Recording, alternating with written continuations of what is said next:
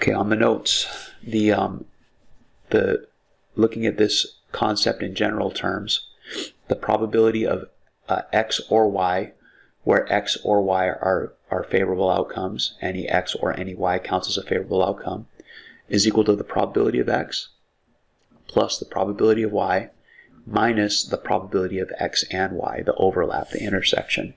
And speaking of intersection and set notation, you will in future math classes possibly see it written this way. This means union. We learned union when we did LCM.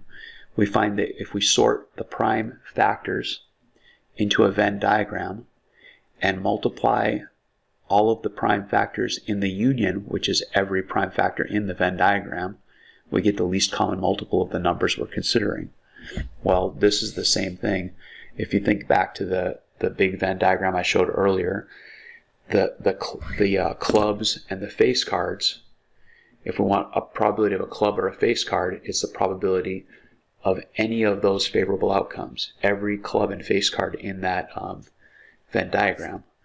But using this formula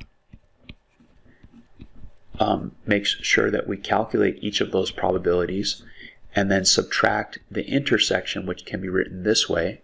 Remember, intersection is upside down U. That's subtracting that overlap so we don't double count it. Events that are mutually exclusive cannot occur at the same time. In cases like this, the probability of x and y equals 0 because there is no overlap. And we looked at a problem like this already. Let me go back to it briefly. This first one we did, 7 or a face card, that's an example of mutually exclusive because a card cannot be a 7 and a face card. If you were showing the Venn diagram for this one, it would look kind of funny because that's a funny looking circle in general, but the 7s and the face cards, 7 of hearts, 7 of diamonds, 7 of spades, the face cards, king of clubs, queen of diamonds, jack of diamonds, they exist completely separate from one another. There is no overlap, there is no intersection. So even if you were to use the general formula and subtract the intersection, you'd be subtracting nothing because there is no intersection.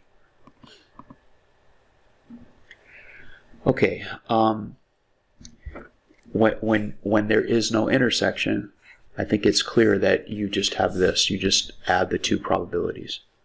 So in this example, a bowl contains 13 blue, 11 yellow, 14 red, and 12 green marbles. Find the probability of selecting a blue or a yellow marble. It's simply the probability of blue plus the probability of yellow. It's 13 out of something and 11 out of something. The something being 24, 28, 38, 40, 50. I mean, we could show the whole formula and subtract the probability of selecting a marble that is both blue and yellow, but there are no marbles like that, not as this has been described. And so this is simply, it would help if I use the right operator though. The total number of favorable outcomes is 24. The total number of possible outcomes is 50. And that simplifies to 12/25. Let me glance at my notes to make sure I didn't make a mistake. Yep, good to go. All right.